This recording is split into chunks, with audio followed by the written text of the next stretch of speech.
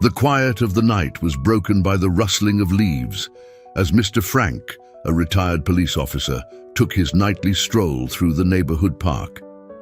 His loyal Belgian Malinois, Max, walked close by, his sharp eyes scanning the surroundings.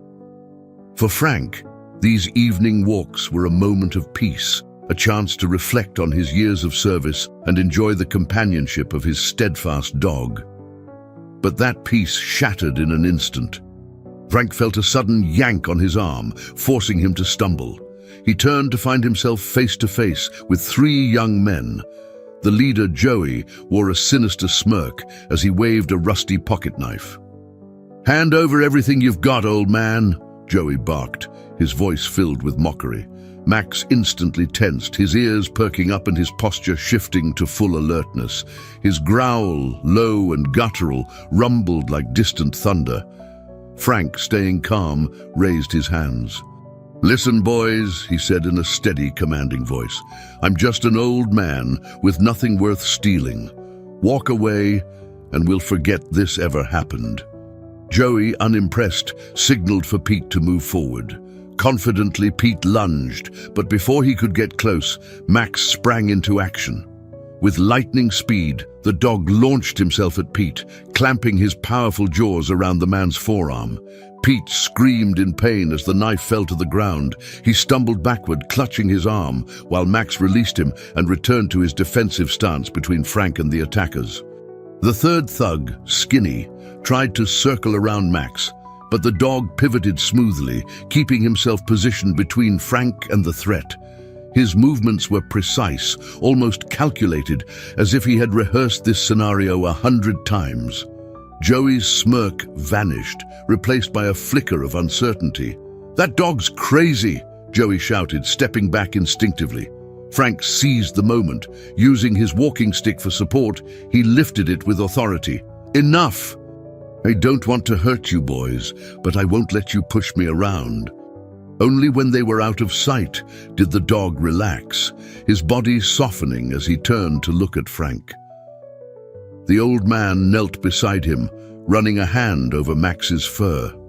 "Good boy, Max," Frank said with a smile, his voice filled with gratitude. "You've done it again." Something told him this was only the beginning. The next morning, Frank awoke to an unusual commotion outside. Pulling aside his curtain, he saw a small group of neighbors gathered on the corner. They were gesturing animatedly, and their voices, though muffled, carried an edge of urgency. Max, resting near the window, lifted his head and perked his ears at the noise. Frank chuckled. "Looks like the neighborhood gossip mill is working overtime," he said, patting Max on the head. "Come on, let's see what the fuss is about." Lawson pursed her lips, unconvinced. "A misunderstanding with Joey. That boy doesn't know the meaning of the word. You'd better be careful, Mr. Frank. He's bad news." He tried to assure everyone it wasn't a big deal, but their worried expressions lingered in his mind long after he returned home. That evening, Frank found himself replaying the confrontation in his head. Something about Max's actions had been extraordinary. The way he had attacked Pete's arm without causing serious injury, the precision with which he had positioned himself. It wasn't normal. Max had always been a smart and loyal dog, but this was something else entirely. Memories of the day Frank had adopted Max surfaced. An officer from his old precinct had given him the dog as a retirement gift, mentioning something about special training. At the time, Frank had brushed it off.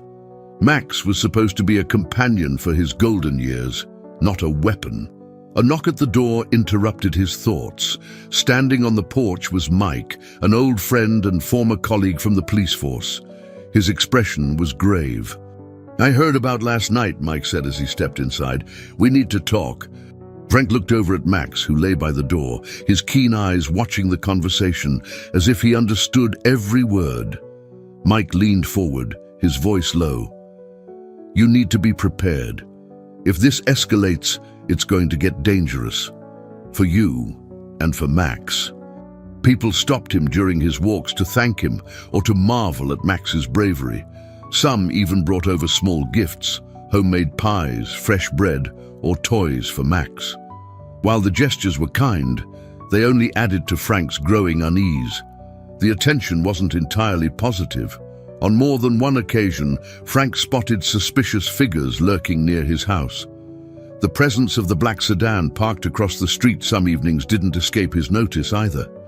Max, always vigilant, would growl softly whenever the car was nearby. One evening, as the sun dipped below the horizon, Max began barking sharply, his body rigid as he stood by the front window. Frank followed his gaze and saw the black sedan again, this time parked directly in front of his house. His heart sank as Joey, Skinny, and an unfamiliar man stepped out. The stranger was tall and broad-shouldered, carrying a crowbar that gleamed under the streetlights. Frank acted quickly. He locked the front door and grabbed his walking stick. "Stay close, Max," he murmured. The dog was already on high alert, his eyes never leaving the approaching figures.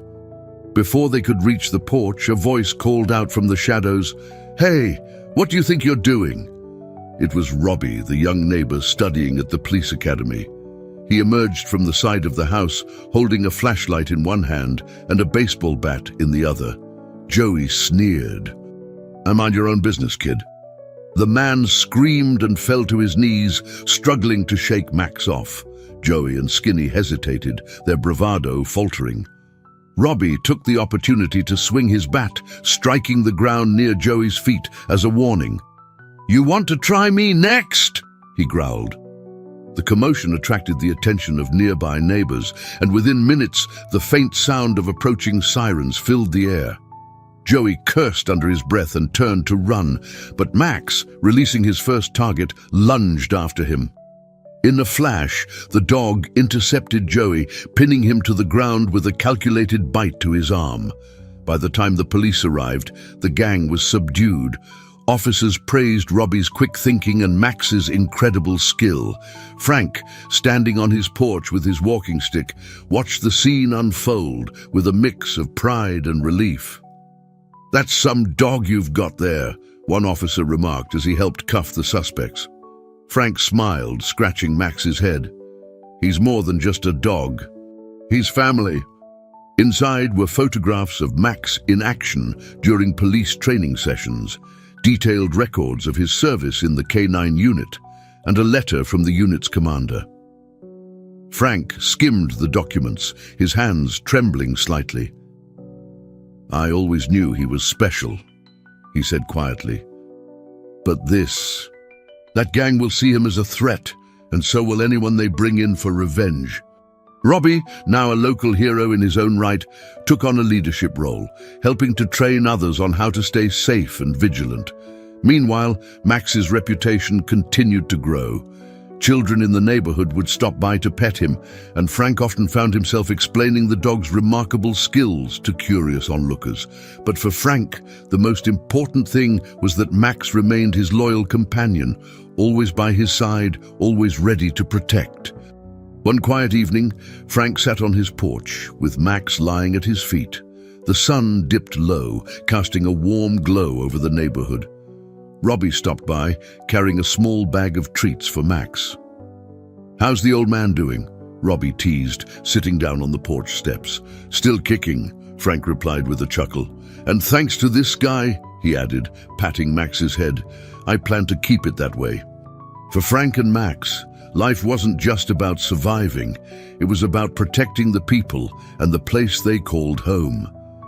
And as the stars filled the night sky, Frank knew one thing for certain. With Max by his side, he could handle anything.